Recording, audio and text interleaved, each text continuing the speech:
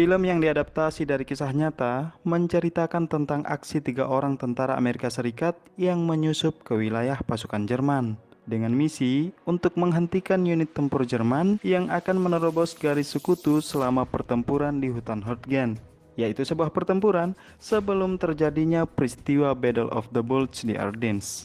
Jaga selalu langkah kita agar tetap berada di jalan yang dibenarkan, and let's get started. Alone We Fight adalah film rilisan 6 November 2018, disutradarai oleh Justin Lee dan diperankan oleh Aidan Bristow, Matthew James McCarthy, Philip Nathaniel, Corbin Burnson, dan masih banyak lagi.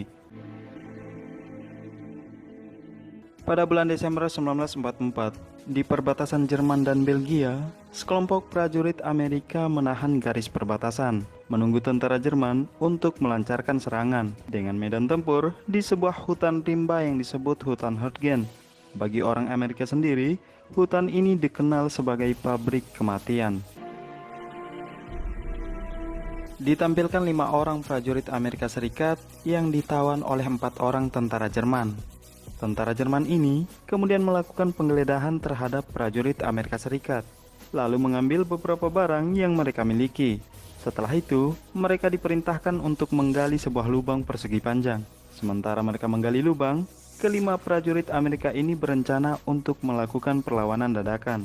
Mendengar mereka yang terus berbisik, seorang tentara Jerman lalu mendekat dan melemparkan puntung rokoknya ke arah Sersan Gregory Falconi.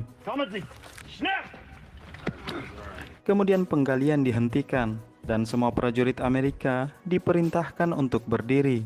Salah seorang prajurit tertua di antara mereka kemudian melaporkan bahwa Goldie tidak terselamatkan. Selain itu, menawarkan Sersan Greg dan Boston untuk segera makan. Saat hendak makan, Sersan Greg bertemu dengan prajurit dari unit lain bernama Archer yang membawakan mereka senapan. Di sini, prajurit Boston, Letnan Laura, dan Jackie mengutarakan unek-uneknya masing-masing. Jika perang sudah berakhir, Eropa akan menjadi sebuah lubang mortir yang cukup besar. Sersan Greg lalu menanggapi bahwa waktulah yang akan memulihkan ini semua. You boys should really get some rest. Keesokan paginya, tenaga medis Jackie menghampiri Sersan Greg dan Boston yang sedang duduk termenung. Jackie lalu memberitahu bahwa persediaan kebutuhan medis sudah mulai menipis. Sementara, para tenaga medis tidak akan mendapatkan persediaan baru selama beberapa hari ke depan. Sersan Greg lalu memberikan tanggapan bahwa hutan Hurtgen adalah neraka, karena semua iblis telah berpindah ke hutan Hurtgen. Sersan Greg kemudian melanjutkan bercerita, di mana pada saat ia bersama teman-teman sekolahnya mendaftar masuk militer, saat itu juga peristiwa Pearl Harbor terjadi. Kemudian berlanjut pada Perang Normandia yang menewaskan seluruh rekan seangkatannya. Kemudian Sersan Greg mengambil bendera Jerman lalu mengatakan, bagaimana bisa satu orang dapat membangkitkan seluruh tentara di balik satu pemikiran dan satu simbol. Dan lebih memukau lagi dari pasukan Jerman, mereka tidak mau menyerah sekalipun sudah terkalahkan. Selepas itu, Sersan Greg membakar bendera Jerman tersebut. Di kondisi lain, ketika Sersan Greg menuliskan surat untuk ibunya, prajurit Boston datang membawakannya kopi. Sersan Greg lalu bertanya kepada Boston. You ever gonna ride home, Boston? Boston menjawab, aku hanya tidak ingin ayahku merasakan apa yang aku alami selama di hutan Hurtgen. Hutan yang menjadi pabrik kematian bagi siapapun yang mengenakan emblem sekutu. Kemudian Sersan Greg mengatakan, kita akan bisa melewati perang ini. Aku janjikan itu kepadamu. Dan sesaat kemudian,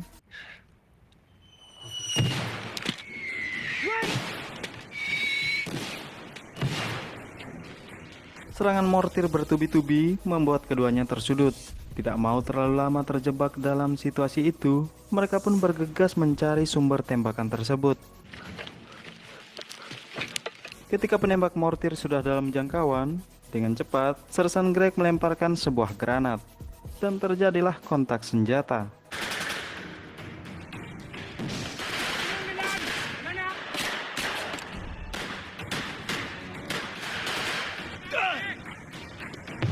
Seusai menghabisi penembak mortir Jerman, keduanya pun kembali. Sersan Greg dan Boston terkejut melihat tenda medis yang sudah hancur akibat serangan mortir. Selain itu, terlihat beberapa orang prajurit yang terluka cukup parah. This place was a target, but for what?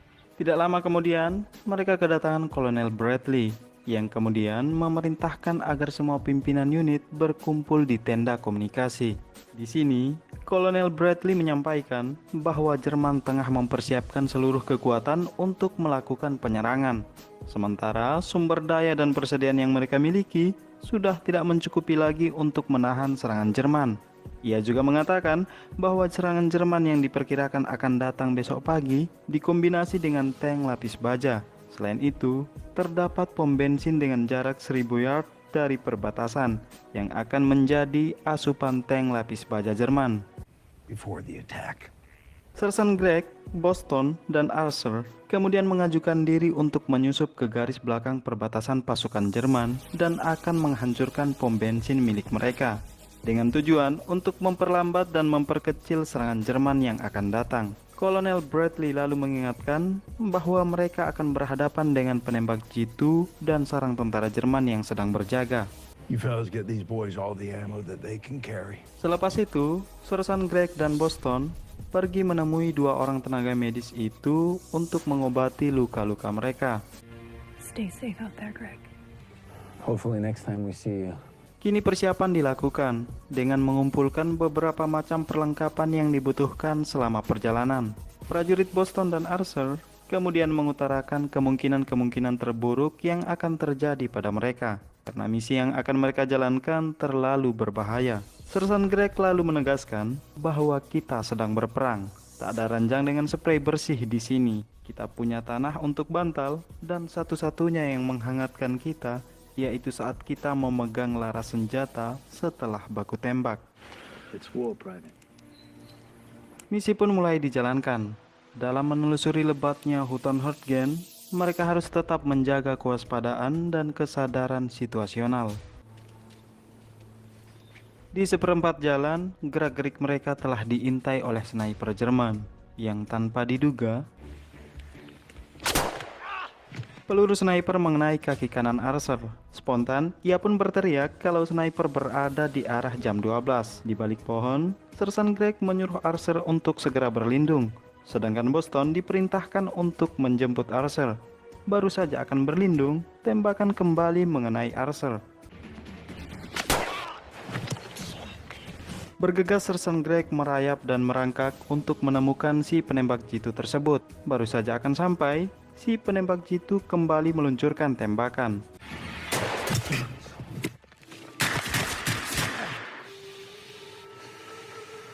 Menyesali kepergian Archer, Boston hanya terdiam karena tidak bisa melakukan sesuatu yang lebih untuk menyelamatkan Archer.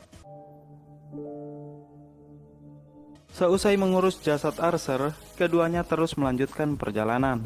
Selang beberapa saat, terlihat tentara Jerman yang sedang berjaga, dan tanpa menunggu lama,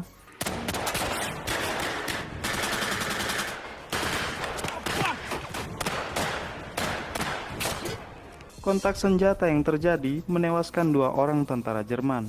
Boston lalu mendekat dan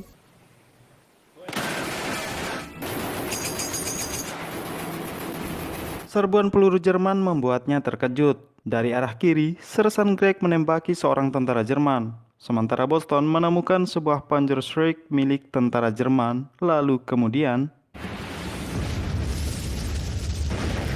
setelah mengamankan situasi, mereka lalu mencari tempat peristirahatan karena hari mulai menjelang malam. Get some sleep, Greg. Keesokan paginya, perjalanan kembali mereka lanjutkan. Sesampainya di lokasi pom bensin yang dimaksud, keduanya pun mulai mengatur strategi penyerangan. Sesaat kemudian, kendaraan Jerman datang untuk mengisi bahan bakar. Saat tentara Jerman ini turun dari tank, keduanya pun mulai merapat. Tanpa berlama-lama, Sersan Greg langsung melemparkan granatnya.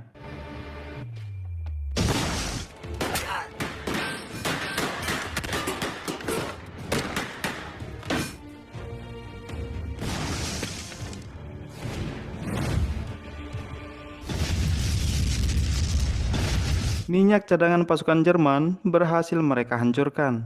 Tentara Jerman yang lainnya mulai berdatangan. Bergegas mereka melarikan diri untuk menghindari serangan tentara Jerman. Namun tentara Jerman ini terus saja membuntuti mereka.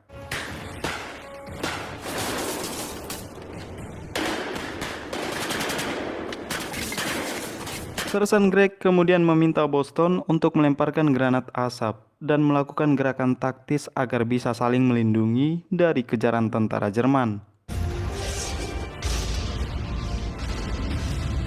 Dalam upaya melarikan diri dari kejaran tentara Jerman, keduanya malah dihadapkan dengan 2 orang tentara Jerman yang sedang berjaga, dan pertarungan pun terjadi yang menyebabkan Boston terkena tusukan.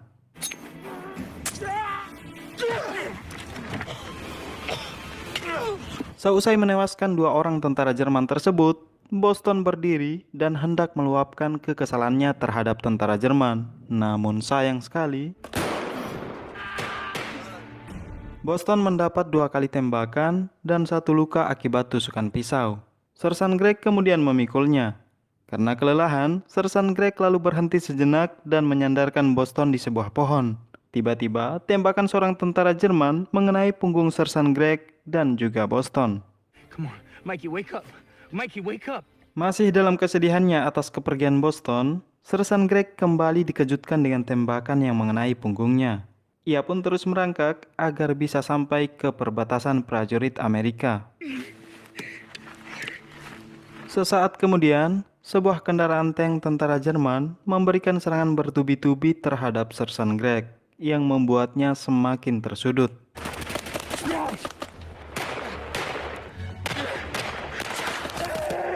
Untung saja, kendaraan Amerika Serikat segera datang dan mematahkan serangan tank tentara Jerman.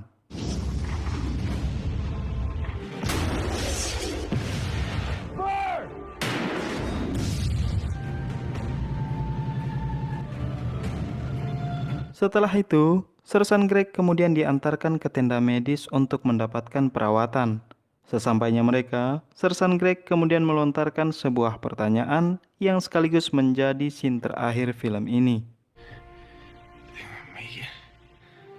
Yeah, Greg.